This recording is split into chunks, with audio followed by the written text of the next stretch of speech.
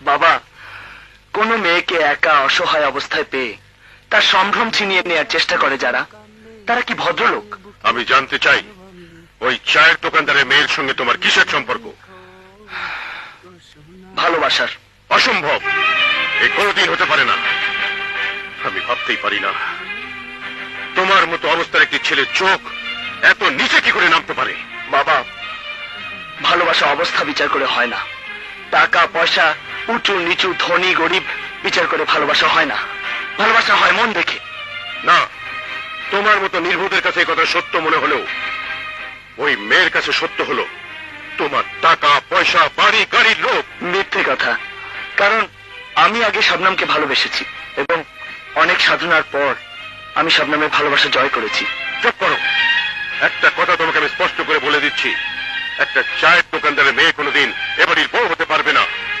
এমন একটি মেয়ে তোমার দুদিনের বিলাসের সঙ্গিনী হতে পারে, কিন্তু তোমার সারা জীবনের সঙ্গী হতে পারে না।